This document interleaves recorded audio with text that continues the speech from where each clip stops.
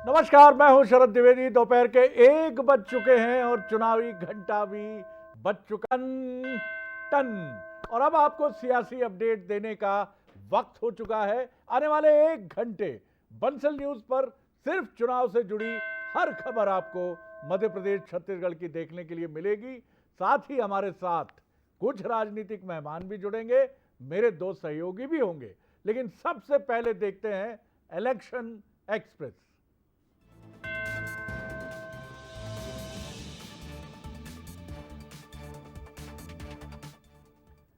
रायपुर में अमित शाह का स्वागत।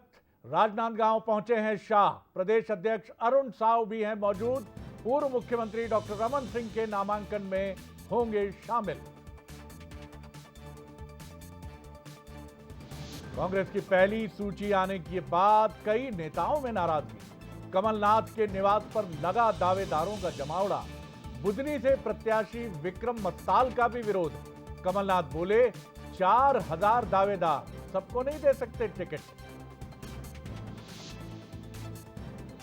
फिर चौंका सकती है एमपी बीजेपी की अगली सूची। आज शाम या कल सुबह आ सकती है 5वीं लिस्ट। बीजेपी के कई विधायकों को टिकट कटने का इशारा। नए चेहरे भी आएंगे नजर। जल्द आएगी कांग्रेस की दूसरी सूची। एमपी के 86 नामों को एक साथ किया जाएगा जारी। 12 से ज्यादा विधायकों के टिकट कटने के आसार। और कांग्रेस छोड़ने के फर्जी पत्र वायरल होने पर बोले दिग्विजय, आखिरी सांस तक कांग्रेस में रहूंगा। कांग्रेस से इस्तीफा देने की खबर झूठी।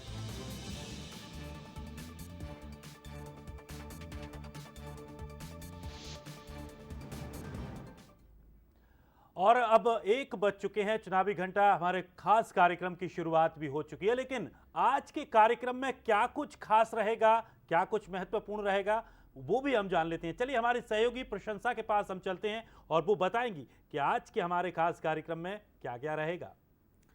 बिल्कुल शुक्रिया दिनेश। तो जिस तरीके से 1 बज चुके हैं, चुनावी घंटा बज चुका है और देखिए आज चुनावी घंटे में हम आपको क्या कुछ बताएंगे, क्या कुछ खास आज रहने वाला है। चलिए ग्राफिक्स के जरिए आपको बता देते हैं कि किन मुद्दों पर आज हम चर्चा करने वाले हैं चुनावी घंटा में। तो देखिए ग्राफिक्स के जरिए आपको बता देते हैं कि कौन कौन से वो मुद्दे रहेंगे, कौन सी सियासी हलचलें हैं जिस पर हम चर्चा करेंगे। लेकिन देखिए प्रदेश अध्यक्ष अरुण साव भी मौजूद रहेंगे और बड़ा अपडेट आपको देते हैं। परिवर्तन संकल्प महासभा को संबोधित करेंगे अमित शाह, ये बड़ी खबर है। लेकिन चुनावी घंटा में किन मुद्दों पर हम बातचीत करेंगे वो ग्राफिक्स के जरिए अब आपको बता देते हैं कि कौन कौन से वो मुद्दे रहेंगे जिन पर हम बातचीत आज करने वाले हैं। क्योंकि देखिए चुनावी घंटा में हम सियासी हलचल आपके लिए लेके आते हैं। कहां क्या नेताओं के बयान सामने आ रहे हैं, किस तरीके की सियासी हलचल हो रही है, क्योंकि मध्य प्रदेश और छत्तीसगढ़ में चुनाव काफी ज्यादा नजदीक है। और ऐसे में पल पल का अपडेट हम आपको इस कार्यक्रम के जरिए बताते हैं कि कहां पर नेता पहुंच रहे हैं, कहां क्या बयानबाजी हो रही है। अब ग्राफिक्स के जरिए आपको बताते हैं कि कहां कहां क्या सियासी हलचल देखने को मिल रही है और कौन से वो मुद्दे रहेंगे जिन पर आज हम बातचीत करेंगे। लेकिन देखिए अगर हम बात करें यहां पर केंद्रीय गृह मंत्री अमित शाह भी आज छत्तीसगढ़ के दौरे पर रहने वाले हैं, तो उस पर भी हम बातचीत करेंगे। लेकिन जिस तरीके से बीते रोज हमने देखा कि कांग्रेस ने लिस्ट जारी की और उसके बाद देखिए टिकट की आस, इस पर हम बात करेंगे। दावेदार नाथ के पास पहुंच रहे हैं क्योंकि कई दावेदार हमने देखा कमलनाथ के निवास पर पहुंच गए। इस पर नजरें आज सभी की रही, जिस पर हम विश्लेषण करेंगे। सबसे छोटा मतदान केंद्र कौन सा, वो सबसे छोटा मतदान केंद्र है, इस पर भी हम बातचीत करेंगे चुनावी घंटा में। और इसके साथ ही और भी कई मुद्दे हैं जिन पर हम बातचीत करेंगे। टिकट के लिए कुछ भी करेगा, यानी कि कांग्रेस ने जो टिकट बंटवारा किया है उसमें जीत के लिए कांग्रेस ने एड़ी चोटी का जोर लगाया है और टिकट के लिए कुछ भी करेगा। किस तरीके से कांग्रेस रणनीति तैयार कर रही है, इस पर बातचीत के लिए सीधा रुख करेंगे नेक्स्ट स्टूडियो का। हमारे साथ न्यूज़ हेड शरद द्विवेदी जी जुड़े हुए हैं। बहुत शुक्रिया प्रशंसा। तो हम देख रहे हैं कि कहीं दावेदारों का जमावड़ा है कि मैं क्या गलती किया सर, मेरे को काय को छोड़ते सर, मेरे को मौका देने का ना सर, मैं अभी युवा है ना सर, मैं काम किया है सर। ये तमाम चीजों से कमलनाथ जूझ रहे हैं। आज पहुंचे हैं, उनका कहना भी है कि 4000 से ज्यादा दावेदार हैं, मैं भी किस किस को टिकट दूंगा सर, 4000 से ज्यादा लोग हैं सर। तो ये प्रॉब्लम है चुनाव के बाद की। और निश्चित तौर पर ये चुनौती चलेगी। और कई चेहरे पहुंचे हैं कमलनाथ से मिलने, पीसी शर्मा भी पहुंचे हैं जिनका नाम अभी प्रतीक्षित सूची में है। चलिए, तो राजनांदगांव दिनेश हमें ले जाने वाले हैं। बिल्कुल, चलिए सर, इस वक्त की सबसे पहले बड़ी अपडेट बता देते हैं। आज राजनांदगांव में केंद्रीय मंत्री अमित शाह पहुंच चुके हैं। उनके साथ में प्रदेश अध्यक्ष अरुण साव भी मौजूद हैं।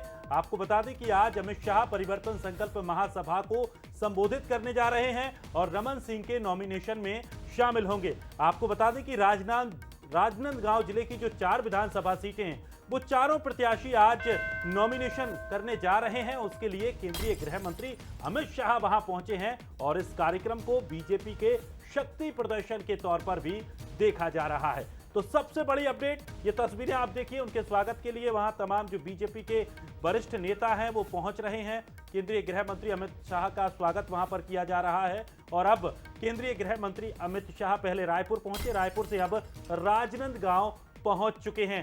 कुछ ही देर में एक सभा को संबोधित करेंगे और सभा संबोधन के बाद जो चारों प्रत्याशी हैं वो अपना अपना नॉमिनेशन करेंगे।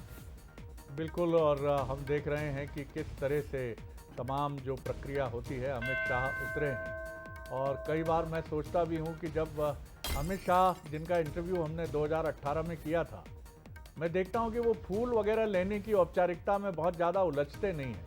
आप यहाँ भी देखेंगे, एक बार फिर तस्वीरों पे गौर कीजिएगा, उनको पुष्प गुच्छ अर्पित कर रहे हैं। तो बड़े, मैं ये नहीं कहूँगा अनमने मन से, लेकिन उनका मन नहीं है। कोई एक नेता उनको किताब देते हैं तो वो जरूर ठिठकते हैं और उस किताब को गौर से देखते हैं। तो कई बार ये प्रक्रिया होती है कि अमित शाह जी को ये सब पसंद नहीं है। ये चीज़ मानी जाती है कि पुष्प गुच्छ देना, वो इसको समय की बर्बादी मानते हैं।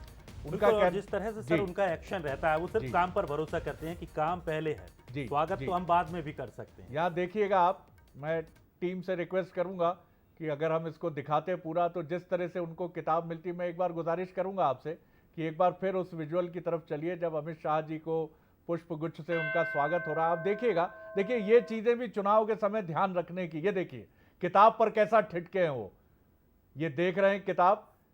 ये पहली बार अरुण साव जी ने उनको दुशाला उड़ाया और ये गुलदस्ता दिया और उसके बाद वो रुक करते हैं।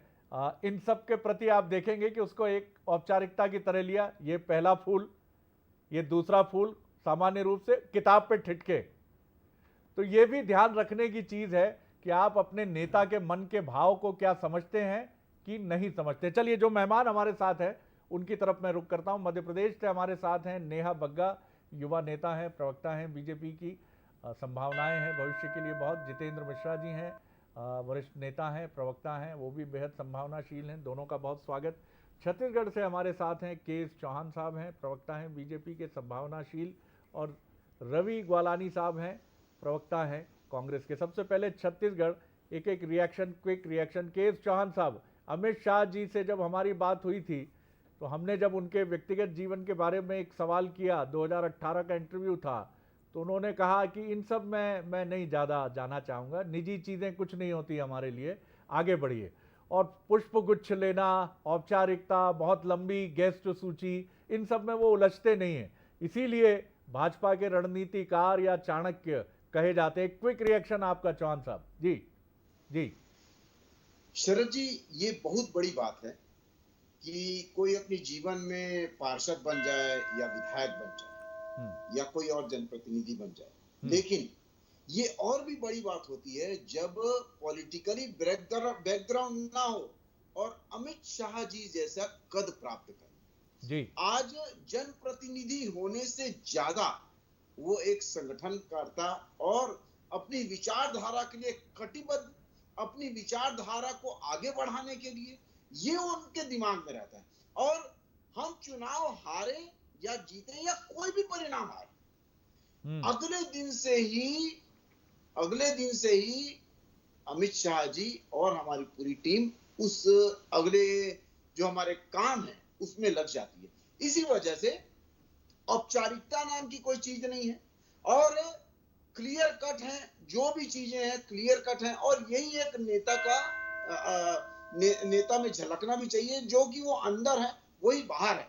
और जो उनके वक्तव्य में और जो उनके भाषण में हमारे को सुनाई देता है, सभी चीजें बिल्कुल जो जी जी क्लियर होती है वो सामने दिखनी चाहिए। बिल्कुल बिल्कुल आपने जी। सही कहा। और नेता का एक दूसरा पक्ष भी होता है।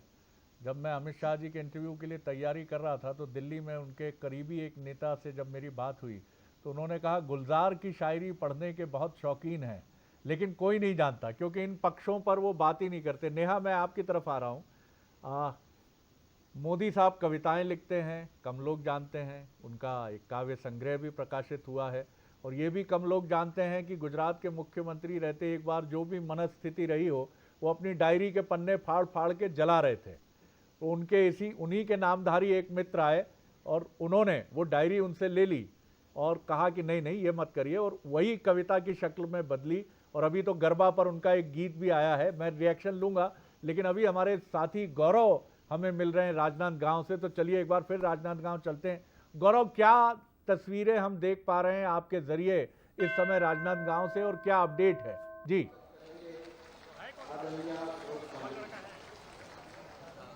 जी सारा जी, बिल्कुल। देखिए, मैं इस वक्त स्टेट हाई स्कूल के उसी सभा स्थल में हूँ जहाँ पर पूरा कार्यक्रम होना है और ये सीधी तस्वीर जो मंच से है, आप देख सकते हैं। इस मंच में 7 प्रत्याशी जो हैं वो बैठे हुए हैं। राजनांदगांव जिले के जो हैं 4 प्रत्याशी, चाहे हम बात कर लें खेड़ागढ़, खुज्जी और डोंगरगढ़ की, यहाँ के तमाम विधायक हैं। और ख़ास बात ये भी है कि बिरनपुर, ताजा बिरनपुर से जो प्रत्याशी है ईश्वर साहू, वो भी मैदान यहाँ पर मौजूद है और यहाँ पर उन्होंने अपना संबोधन भी दिया है और लोगों से अपील की है कि बढ़ चढ़ के जो बीजेपी के प्रत्याशी है उनके लिए मतदान करें। और अब से कुछ ही देर का वो समय है शरद जी, जब अमित शाह जो है वो मंच पर पहुंचेंगे और तमाम बीजेपी के बड़े नेता जो हैं वो अमित शाह का स्वागत करने के लिए मंच से नीचे उतर गए हैं। और जो हेलीपैड है वहां से आने की जो जितनी देरी है उतनी देर में जो है अमित शाह यहाँ पहुंचेंगे और इसी मंच के माध्यम से, इसी महासभा के माध्यम से यहाँ की जनता को जो है वो संबोधित करेंगे। खास बात यह है कि इस पूरे जो सभा है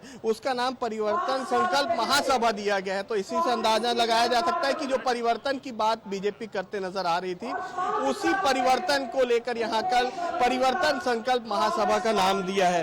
भीड़ की यदि हम बात करें शरद जी, तो भीड़ भी यहाँ पर काफी है।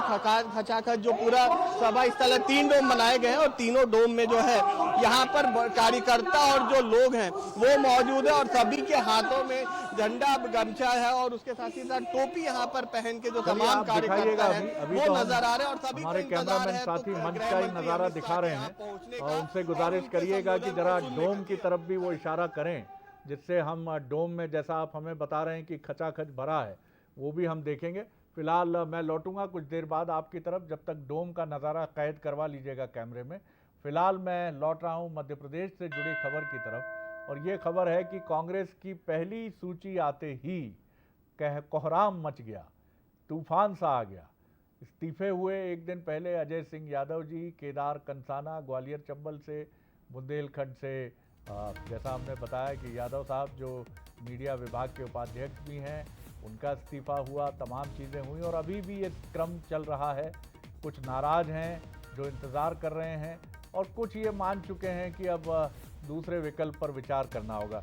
मिश्रा जी, ये कोई नई तस्वीर नहीं है, चाहे बीजेपी हो या कांग्रेस हो, तस्वीर आती है, लेकिन कांग्रेस ज़्यादा खुलकर कहती है, बोल्ड होकर अपनी बात रखती है और वहाँ नेता कई जगह, मैं ये नहीं कहूँगा कि लिहाज नहीं करते हैं, लेकिन चूंकि वो एक मूवमेंट की पार्टी है तो वहाँ ये बात तो है कि दिल की बात पूरी तरह से एकदम खुलकर कह दी जाती है। तो इस समय कमलनाथ जी बड़ी मुश्किलों से तो नहीं कहूँगा, लेकिन जद्दोजहद तो करनी ही पड़ रही है उनको। क्या कहेंगे, क्विक रिएक्शन आपका? शरद जी, आप वरिष्ठ पत्रकार हैं, आपके पास बड़ा लंबा अनुभव है चुनावी राजनीति को देखने का। आपने देखा होगा कि हर चुनाव में ये स्थिति बनती है। हम तो इसको सुकून महसूस कर रहे हैं कि जैसी पहले बनती थी वो स्थिति आज नहीं है। हमारे कार्यालय के कांच फूटते देखे हैं आपने। अब वो स्थिति भारतीय जनता पार्टी में बन गई। भारतीय जनता पार्टी का भी मैं कल आपके चैनल पर देख रहा था, मनोज सैनी जी उसको कवर कर रहे थे। जिस तरीके से विधानसभा अध्यक्ष सीतासरण शर्मा का विरोध भारतीय जनता पार्टी के कार्यकर्ताओं ने किया, जिस तरीके से खंडवा से लोग आए थे, वो सारा का सारा नज़ारा हमने देखा है। लेकिन इस बार हमें निश्चित तौर पर टिकट बांटने में परेशानियों का सामना करना पड़ा। शरद जी, 4000 से ऊपर प्रत्याशियों के रूप में लोगों के नामांकन आए थे कि हमें टिकट दिया जाए। लेकिन सच बताऊं मैं आपको, और आप भी जानते हैं कि टिकट तो एक को मिलना था, तो नाराजगी होना स्वाभाविक है। लेकिन जिस तरीके से कमलनाथ जी से मुलाकात का सिलसिला चला है, उनके बंगले पर भारतीय जनता पार्टी के नेताओं का, जिसमें देखा आपने कि अनेकों ने, दीपक जोशी से लेकर के एक लंबी फहरिस्त है हमारे पास, जिन्होंने कांग्रेस ज्वाइन की, लेकिन जी, टिकट जी। की शर्त पर हम ज्वाइनिंग नहीं देंगे, ये स्पष्ट कर दिया था। आज कांग्रेस के पास उम्मीदवार ज्यादा थे, उनको छांटने में निश्चित तौर पर जी, मुश्किल जी, का लेकिन सामना करना पड़ा। कमलनाथ जी ने और बड़ा मास्टर स्ट्रोक खेला है कि हमारी स्थानीय इकाइयां देख लें, जो आना चाहते हैं जी उनका बिल्कुल स्वागत है। बिल्कुल शरद जी, कमाल है। अगर स्थानीय जी। स्तर पर विरोध होगा तो हम यहाँ जी, से शामिल जी, करा के चलिए, क्या फायदा चलिए ले मैं पाएंगे लौटता हूँ, उनका। फिर नेहा जी की इसलिए स्थानीय रिएक्शन निकाय दूंगा, को फिर वालानी महत्व साहब दिया भी गया। इंतजार कर रहे हैं, उनकी तरफ भी चलूंगा। अभी अपनी सहयोगी प्रशंसा की तरफ मैं रुख कर रहा हूँ, वो हमें बताएंगी कि कांग्रेस की ये सूची, जो पहली सूची है, किन किन सीटों पर तकरार और तनाव के हालात हैं, ये हमें बताएंगी प्रशंसा। ओवर टू यू प्रशंसा।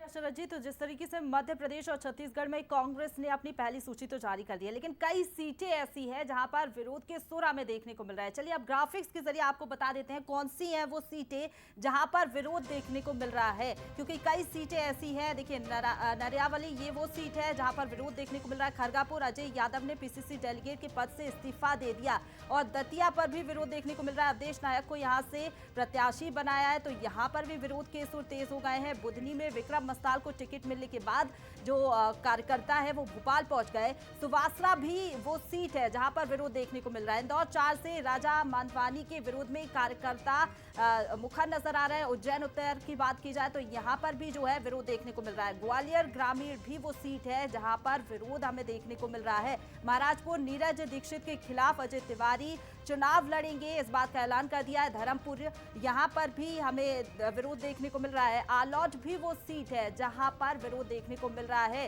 क्योंकि कई ऐसी सीटें हैं। देखिए बिजावर चरण सिंह यादव के विरोध में राजेश शर्मा का इस्तीफा देखने को मिला है, तो नरियावली भी वो सीट है। तो देखिए अब ये सीटें हमने आपको बता दी कि जहां पर विरोध देखने को मिल रहा है कार्यकर्ताओं का। अब वापस से मैं शरद जी का रुख करना चाहूंगी, वो विश्लेषण करेंगे कि आखिरकार विरोध क्यों हो रहा है, और अगर विरोध हो रहा है तो कैसे इससे पार्टी निपटेगी। ओवर टू यू शरद जी। बिल्कुल प्रशंसा, और कारण वही है कि साहब हम भी तो योग्य हैं, हमसे का भूल हुई जो ये सजा हमका मिली।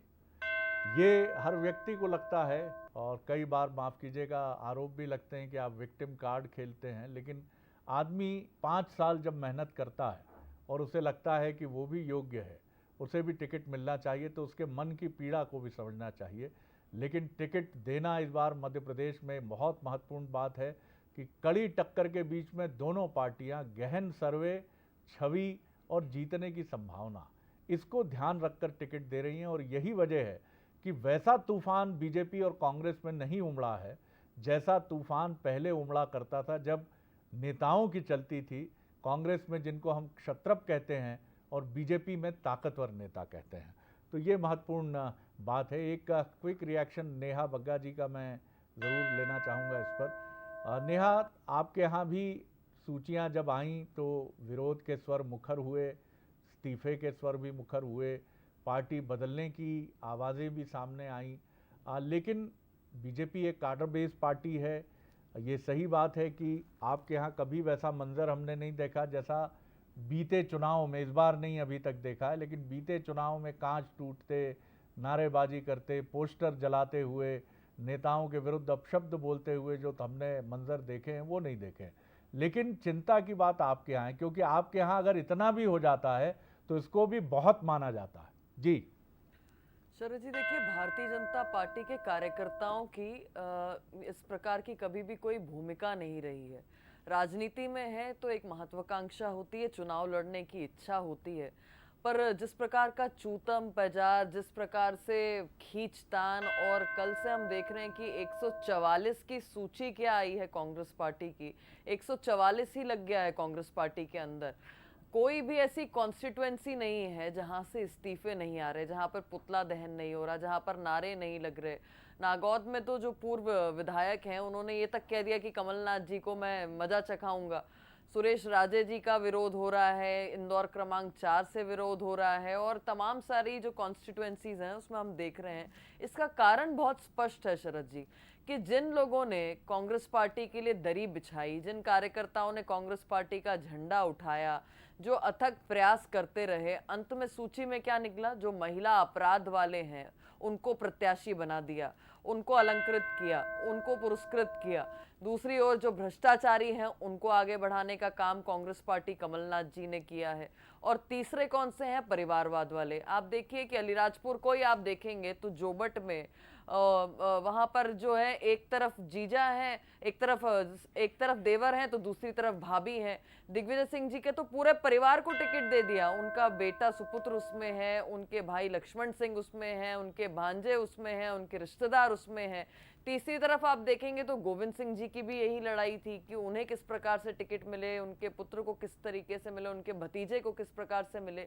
तो कांग्रेस पार्टी जो उसका मूल आचरण है उससे कहना है कि परिवारवाद में उलझ गई है कांग्रेस। चलिए देखते हैं, ग्वालानी साहब थोड़ा सा इंतजार और कर लीजिए, फिर मैं आपकी रिएक्शन लेता हूं। अमित शाह जी राजनांदगांव में मंच पर आ चुके हैं, तो एक तस्वीर और देख लेते हैं वहां की। जी गौरव जी, जी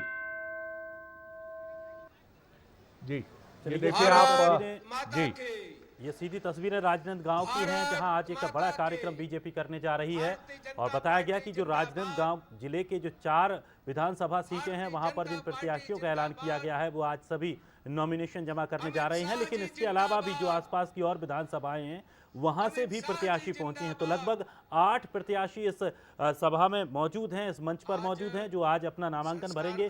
लेकिन सबसे बड़ी बात है, ये कार्यक्रम बड़ा क्यों है? ये कार्यक्रम बड़ा इसीलिए है क्योंकि इस जो प्रत्याशी हैं इनको नामांकन कराने के लिए खुद केंद्रीय गृह मंत्री अमित शाह यहां पर पहुंचे हैं। और ये एक खास करके जो बीजेपी के कार्यकर्ता रहेंगे या जो प्रत्याशी रहेंगे उसमें एक नई ऊर्जा मिलेगी कि खुद केंद्रीय गृह मंत्री जब उनका नॉमिनेशन कराने के लिए वहां पहुंच रहे हैं तो स्वाभाविक तौर पर एक बड़ा कार्यक्रम ये अपने आप में बन जाता है। हालांकि राजनांदगांव में ये एक स्कूल का ग्राउंड है जहां पर आज एक सभा को संबोधन किया जाएगा और इस सभा संबोधन के बाद सभी जो प्रत्याशी हैं वो नामांकन के लिए पहुंचेंगे। ये सीधी तस्वीरें राजनांदगांव से आप देख रहे हैं।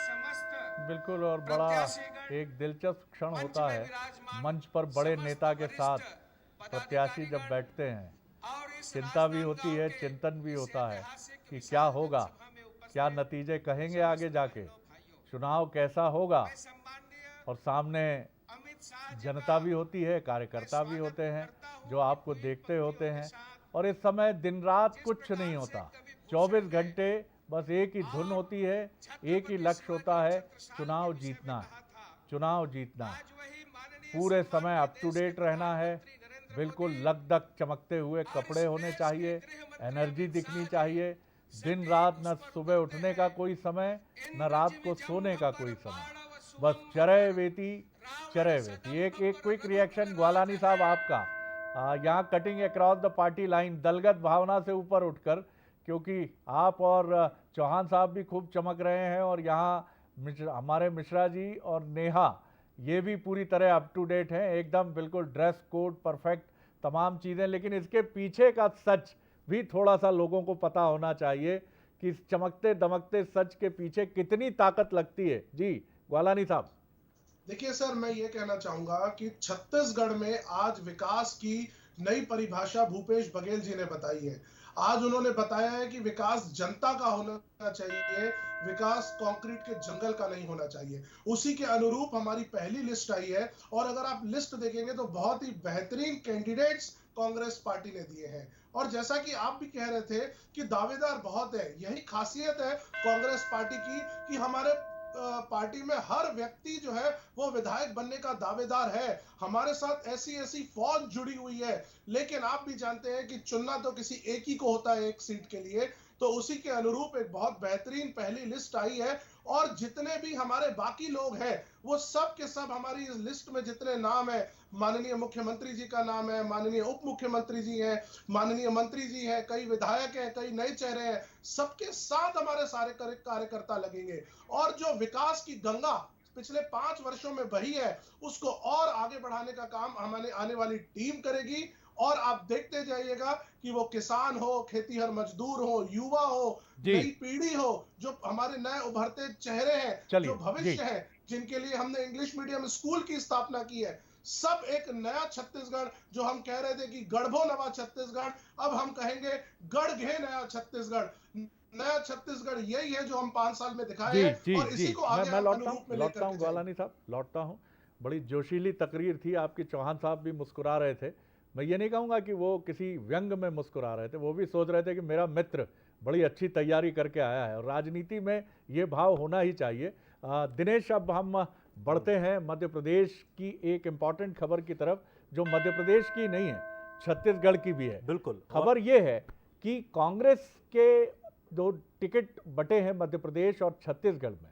इसमें राहुल गांधी की एक बड़ी पकड़ साफ तौर पर सामने आई है, और ये पकड़ ये है कि राहुल गांधी ये चाहते थे कि कांग्रेस क्षत्रप कल्चर से बाहर निकले, यानी जो नेताओं की 15 टिकट इनके, 25 टिकट उनके, 10 टिकट इनके, 5 टिकट इनके, मध्य प्रदेश छत्तीसगढ़ में ये उन्होंने इसको ब्रेक करने में काफ़ी हद तक इस चुनाव में 2023 के दोनों राज्यों में सफलता हासिल की है।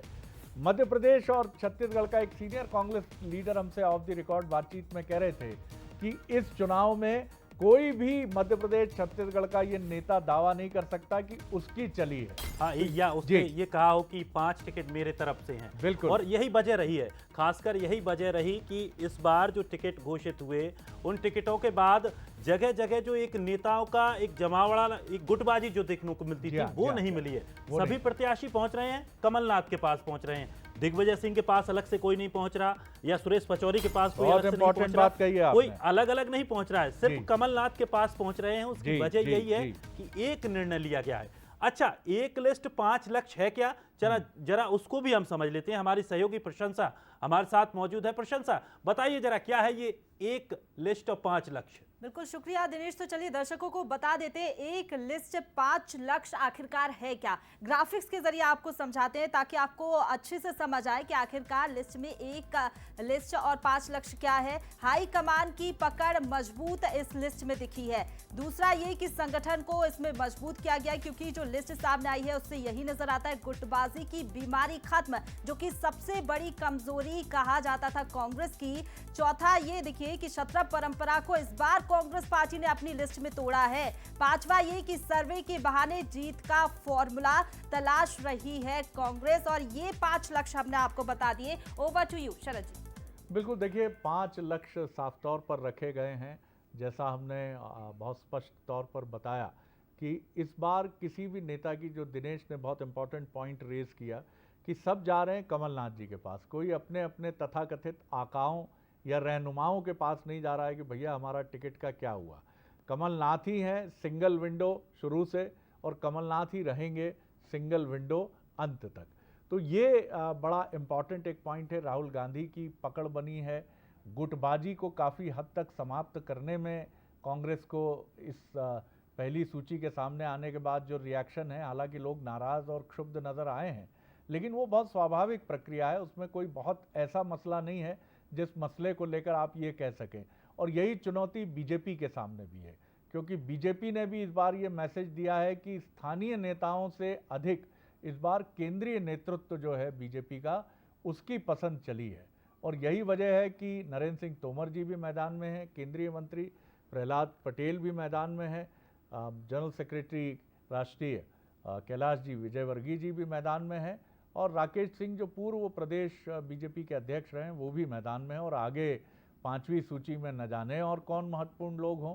तो ये दिनेश बड़ी इंपॉर्टेंट बात है कि हम ये देख रहे हैं कि दोनों ही पार्टियों ने इस बार केंद्रीय स्तर पर जो पकड़, यहाँ पर एक सवाल जो निकल कर सामने आ रहा है कि कांग्रेस ने कोशिश इस बार की है कि वो एक संगठन को, हालांकि लंबे जो पिछले जो 2-3 चुनाव हुए हैं, संगठन को लेकर सवाल उठे हैं कि संगठन में कहीं ना कहीं मजबूती नहीं है, इसकी वजह से नेता नहीं टिक पा रहे हैं, कार्यकर्ताओं की नहीं सुनी जा रही है। संगठन पर फोकस करने का काम कांग्रेस ने कर लिया, लेकिन क्या बीजेपी की तरह वो अनुशासन भी आ पाएगा? ये एक बड़ा सवाल। बिल्कुल, देखिए मुझे लगता है ये बड़ा इंपॉर्टेंट सवाल है और कमलनाथ जी ने इसको आगे बढ़ाया। जितेंद्र जी की एक क्विक रिएक्शन लेके मैं समझूंगा। जितेंद्र जी, इस बार आपके यहाँ मंडलम, सेक्टर, पन्ना प्रमुख, तो बीजेपी से सीखने में अच्छी चीज, बीजेपी से सीखने में कोई समस्या नहीं है। और कमलनाथ जी तो बारंबार कहते हैं कि हमारी लड़ाई बीजेपी से नहीं है, बीजेपी के मजबूत संगठन से है। तो संगठन को अगर अपने भीतर कुछ लाने की कोशिश की जा रही है तो इसमें क्या हर्ज है, क्या कहेंगे जी? शरद जी, निश्चित तौर पर हमारा आखिरी कार्यकर्ता ब्लॉक अध्यक्ष होता था, हमारा एक पॉइंट जो होता था ब्लॉक अध्यक्ष होता था। लेकिन संगठन को मजबूत करने की दिशा में कमलनाथ जी ने जो कदम उठाया है, उस कदम के माध्यम से आज हम मंडलम बना चुके हैं, हम सेक्टर बना चुके हैं और बूथ कमेटियों के गठन के बाद पन्ना प्रभारी तक की नियुक्ति कर चुके। तो कांग्रेस निचले स्तर पर गई संगठन को मजबूत करने के लिए। और ये जो आप लड़ाई बता रहे थे, ये जो आप विरोध बता रहे थे, ये निश्चित उसी का परिणाम है कि हमने तय किया था कि इस बार जो टिकट बटेंगे वो सर्वे के आधार पर बटेंगे, इस बार जो टिकट बटेंगे वो जनता के साथ संवाद करने के बाद बटेंगे। और वही परिणाम हुआ कि आज हमारे यहाँ आपने देखा किसी तरह की बड़ी कोई विरोध नहीं हुआ, क्योंकि जो भी आता है विरोध की बात करता है, उसके सामने वो 11 इनपुट और 5 सर्वे रख दिए जाते हैं कि बताइए इसमें आप कहाँ। ये तो मानेंगे कि इसका एक बड़ा कारण पिछले चुनाव की लड़ाई भी है जो इस चुनाव तक चली आई है। 2018 में आप दोनों के बीच में, जैसे हम कहते हैं ना कि ओलंपिक या एशियाड में एक फोटो फिनिश होती है कि कोई एक खिलाड़ी दूसरे से फोटो फिनिश के आधार पर विजयी होता है, तो आपकी जो जीत थी वो फोटो फिनिश थी।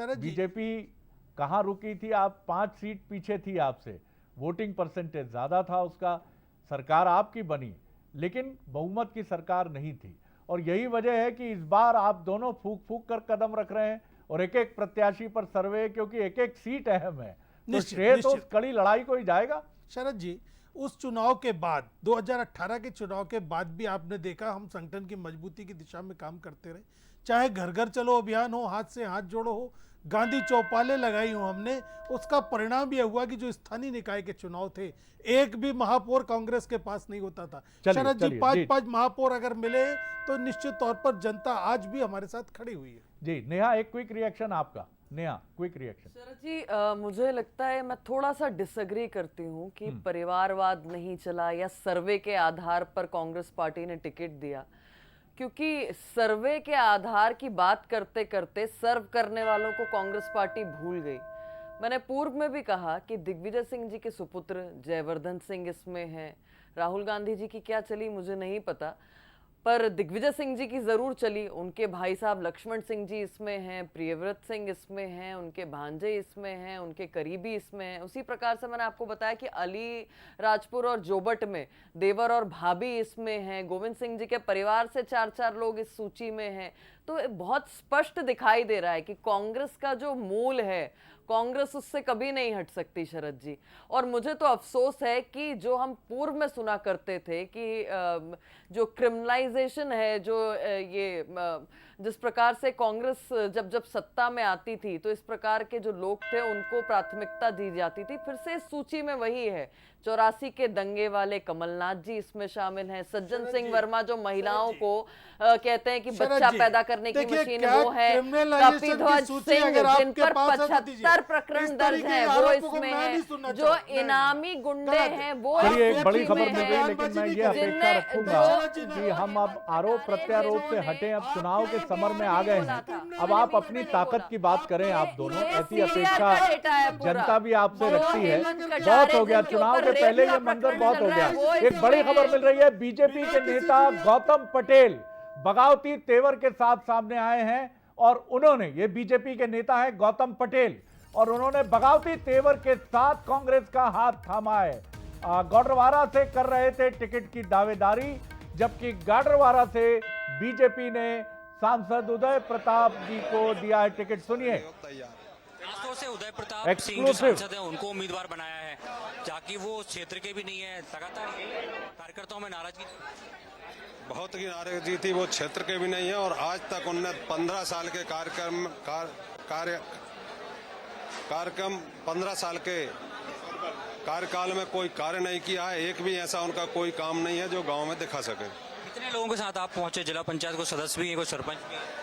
बहुत सारे सरपंच है, गिने चुने सरपंच ही अब भारतीय जनता पार्टी में बच्चे हैं और आने वाले समय में एक भी सरपंच भारतीय जनता पार्टी का नहीं है, सभी कांग्रेस में शामिल होंगे। मौजूदा विधायक सुनीता पटेल वहां से हैं, लेकिन अभी तक वो टिकट होल्ड है, तो क्या उम्मीद की जाए आने वाले समय गौतम पटेल कांग्रेस से उम्मीदवार हो सकते हैं? टिकट का विषय पार्टी का रहता है, टिकट का अभी कोई विषय ऐसा नहीं है, सब लोग कांग्रेस का साथ देने के लिए तैयार है। भारतीय जनता पार्टी जिस तरीके का संगठन का था, लेकिन अब वैसा नहीं रहा, शायद यही कारण है कि नाराजगी खुलकर आ रही है। ये भी बड़ा विचित्र मंजर रहता है। आप देख रहे हैं कि कार्यकाल शब्द मिस कर रहे थे और कार्यकाल की जगह कार्यक्रम समझ में आ रहा था।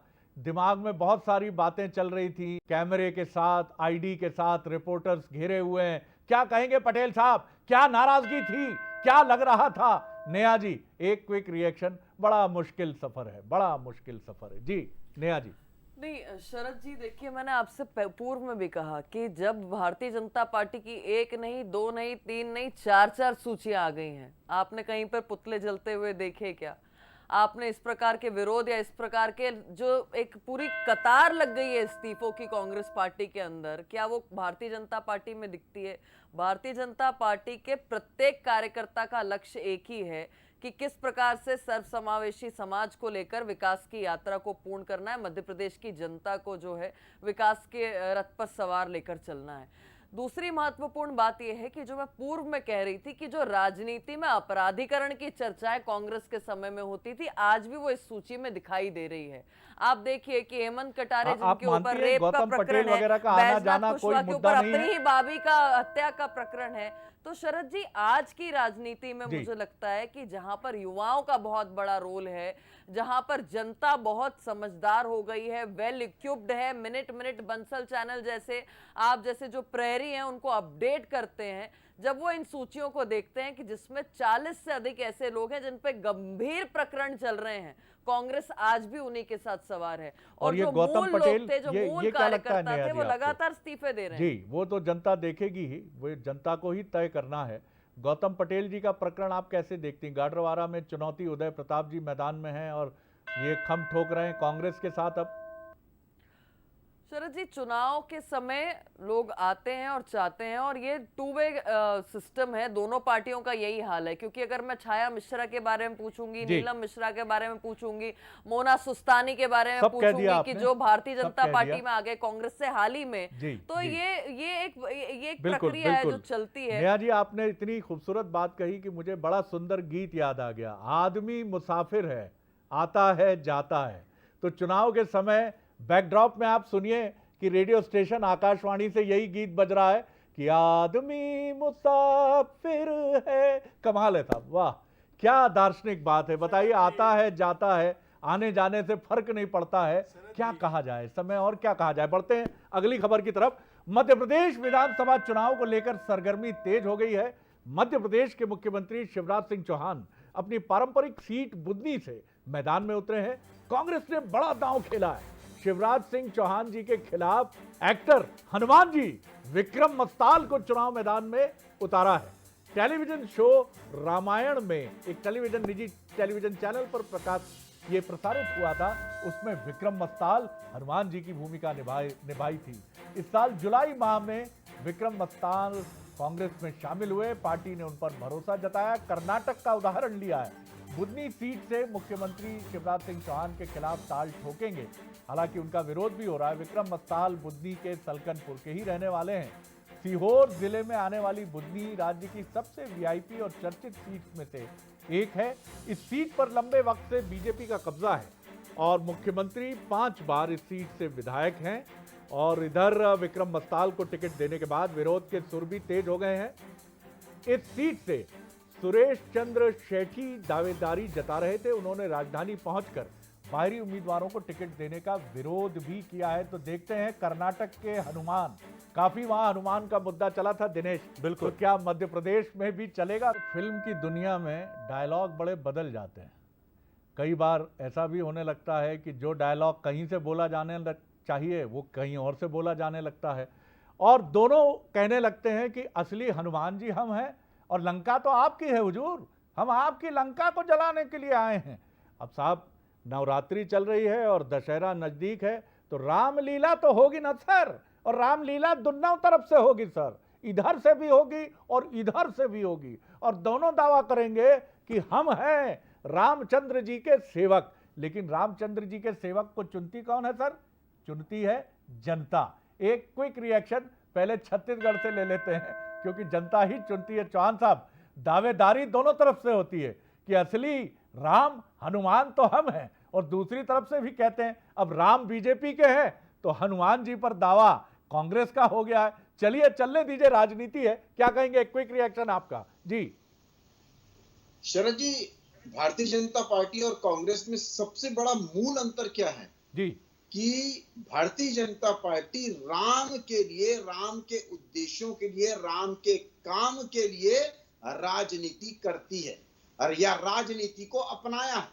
लेकिन कांग्रेस ने राजनीति के लिए, राजनीति में स्थापित होने के लिए राम को अपनाया है। ये दोनों में मूल अंतर है, क्योंकि राम इनके लिए सिर्फ और सिर्फ एक माध्यम है अपनी राजनीति में स्थापित होने के लिए जी। लेकिन जी। हमारे लिए राजनीति सिर्फ और सिर्फ ये माध्यम है कि हम राम का काम कर सके। ग्वालानी साहब, बड़ी दार्शनिक व्याख्या की है चौहान साहब ने। जी जी। शरद जी, मैं ये कहना चाहूंगा, इनकी बड़ी बड़ी बातें तो मुझे समझ में नहीं आती है। मैं आसान शब्दों में कहूंगा, हम भगवान राम के सेवक हैं। हम भगवान राम को भांचे के रूप में जानते हैं। मां कौशल्या की नगरी है छत्तीसगढ़। माननीय मुख्यमंत्री जी ने एक सेवक के रूप में भगवान राम जहां जहां छत्तीसगढ़ से गए, उनके पद चिन्हों को वहां मंदिर बनाने का काम किया है। जहां जहां से उनके चरण गुजरे, वहां पर उन्होंने उस जगह को जीर्णोद्धार करने का काम किया है। भगवान राम के सेवक हैं हम लोग। हम भगवान राम की राजनीति नहीं करते, हम भगवान राम के नाम से वोट नहीं मांगते, हम तो सेवक हैं। आज चनखुरी की बात होती है, आज प्रधानमंत्री जी छत्तीसगढ़ आते हैं तो वो कहते हैं कि मां कौशल्या की नगरी है। 15 वर्षों में बीजेपी वालों ने कभी नहीं कहा कि मां कौशल्या की नगरी है छत्तीसगढ़। छत्तीसगढ़ को दक्षिण कौशल के नाम से जाना जाता है। आज उसको देश में पहुंचाने का काम किया है। तो भगवान राम के सेवक, राम भी सबके हैं और हनुमान भी सबके हैं। वो जितने बीजेपी के हैं उतने ही कांग्रेस के हैं, और जितने कांग्रेस के हैं उतने ही बीजेपी के हैं। कम से कम यहाँ तो कोई बंटवारा हो नहीं सकता, क्योंकि ये प्रभु हैं और समदृष्टि रखते हैं, और समदृष्टि से कहते हैं कि रवि जी आप भी मेरे प्रिय हैं, और चौहान साहब और मिश्रा जी और नेहा जी आप भी मेरे हृदय के बहुत समीप है, और शरद जी आप भी दूर नहीं है। क्यों दिनेश जी? बिल्कुल बिल्कुल सर। और इसी बीच एक बड़ी खबर भी बता देते हैं। एक और बड़ी खबर आ रही है कि मध्य प्रदेश बीजेपी की जो अगली सूची है वो एक बार फिर से चौंका सकती है। आज शाम को या कल सुबह तक बीजेपी अपनी 5वीं सूची जारी कर सकती है। इस वक्त की बड़ी अपडेट, बीजेपी ने कई विधायकों के टिकट काटने का भी इशारा कर दिया है। तो 5वीं सूची में अब नए चेहरे भी नजर आ सकते हैं, और यही सबसे चौंकाने वाली बात होगी। कुछ पूर्व मंत्री और विधायकों को भी बीजेपी मौका दे सकती है। तो मालवा मध्य और महाकौशल से बहुत सारे टिकट काटे जा सकते हैं। तो विरोध होगा, किस तरह से सामंजस्य बिठाया जाएगा, यह देखना बड़ा दिलचस्प होगा। लेकिन बीजेपी अपनी 5वीं सूची से एक बार फिर से मध्य प्रदेश में चौंकाने वाली है। बिल्कुल। चलिए, मनोज सैनी हमारे एग्जीक्यूटिव एडिटर, जो चुनाव एक्सपर्ट भी हैं, जबरदस्त बहस गर्म है और चुनावी जायका। मनोज, क्या बोल रहा है अब बीजेपी की 5वीं सूची का जायका? जी मनोज। बीजेपी की 5वीं सूची का जायका ये कह रहा है कि कई लोगों की नींद उड़ने वाली है। जो विधायक है वर्तमान में उनके टिकट काटे जा रहे हैं। ये मध्य यानी विदिशा जिले से कुछ देखने को मिल सकता है। उसके अलावा महाकौशल के नजदीकी कुछ जिलों से देखने को मिल सकता है।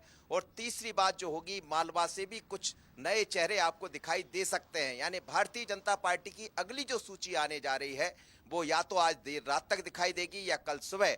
लेकिन ये चौंकाएगी ये वाली सूची शरद जी। जैसा पिछली बार भी 7 सांसदों को मौका दे दिया था, उसी तरह इसमें भी कुछ पुराने विधायक जो पूर्व में विधायक रहे, मंत्री रहे हैं, उनको मौका देने जा रही भारतीय जनता पार्टी। कुछ नए चेहरों को मौका मिल सकता है। कुल मिलाकर 50 से 55 नाम इस सूची में दिखाई दे सकते हैं। आपको फिर देख रहा हूं मैं एक सफर पर, मुसाफिर हूं यारों, न घर है न ठिकाना, कॉन्स्टिट्यूंसी दर कॉन्स्टिट्यूंसी कवर करते जाना है और जनता को दिखाते जाना है। तो चलिए मित्र, आगे बढ़िए, संकल्पवान होकर सीधे चलते हैं राजनांदगांव। अमित शाह जी पहुंच गए मंच पर, देखिए क्या कह रहे हैं।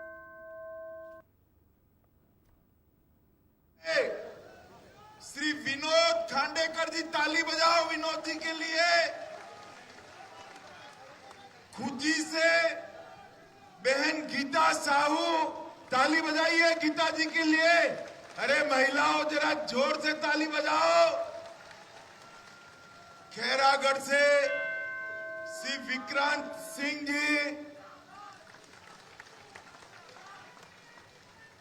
मानपुर से श्री संजय शाह जी। संजीव भाई हाथ ऊपर करो। और अंतिम परिचय मैं कराना चाहता हूं, ये भूपेश बघेल सरकार ने तुष्टीकरण के लिए, वोट बैंक की राजनीति के लिए छत्तीसगढ़ के बेटे भुवनेश्वर को लिंचिंग कराकर मार दिया। भुवनेश्वर साहू को भारतीय जनता पार्टी ने तय किया है कि हम भुवनेश्वर साहू के हत्यारों को उनके अंजाम तक पहुंचाएंगे और इसके प्रतीक के रूप में उनके पिताजी श्री ईश्वर साहू को हमने चुनाव के मैदान में उतारा। मैं आप सभी से अनुरोध करूंगा, भाई भुवनेश्वर साहू की शहादत के लिए जोर से दोनों हाथ उठाकर भारत माता की जय का जयकारा लगाएंगे। बोले भारत माता की, भारत माता की, वंदे वंदे वंदे। मित्रों, आज राजनांदगांव में हमारे सारे प्रत्याशियों के नामांकन की रैली में एक विशाल जन समूह मेरे सामने है। आपका उत्साह देखकर मैं स्पष्टता से आज भरोसा लेकर जा रहा हूं। मोदी जी को भी शाम को बताऊंगा कि 3 दिसंबर में कमल खिलने वाला है, कमल खिलने वाला। इस मंच पर उपस्थित हमारे प्रदेश अध्यक्ष और सांसद भाई अरुण साहू जी, हमारे नेता पूर्व मुख्यमंत्री और यहां से हमारे प्रत्याशी राजनांदगांव के डॉक्टर रमन सिंह जी, बहन सरोज पांडे जी, पूर्व सांसद अशोक शर्मा जी, भूपेंद्र सवन्नी जी, श्री मधुसूदन यादव जी, श्री रविंद्र राय, पूर्व अध्यक्ष झारखंड के, श्री संतोष अग्रवाल जी, श्री अभिषेक सिंह जी, श्री अवधेश चंदेल जी, श्री प्रदीप गांधी जी, श्री रमेश पटेल जी, और आज मेरे साथ जो हमारे सातों सात प्रत्याशी उपस्थित है, जिनको आपको विधायक बनाकर भेजना है, वो सभी प्रत्याशियों को मैं हृदय से, मेरी ओर से और करोड़ों भाजपा के कार्यकर्ताओं की ओर से बहुत बहुत शुभकामनाएं देना चाहता हूं। माताओं, भाइयों, बहनों, डॉक्टर रमन सिंह जी ने ठीक से बात रखा है, मुझे ज्यादा कहने की जरूरत नहीं, मगर मैं छत्तीसगढ़ वासियों को चुनाव की घोषणा के बाद पहली बार रैली हो रहा है, मैं छत्तीसगढ़ वासियों को याद कराने आया हूं। इस छत्तीसगढ़ को हमारे प्रिय प्रधानमंत्री अटल बिहारी वाजपेयी जी ने बनाने का काम किया। कांग्रेसियों के शासन के अंदर पुराना मध्य प्रदेश और छत्तीसगढ़ बीमारू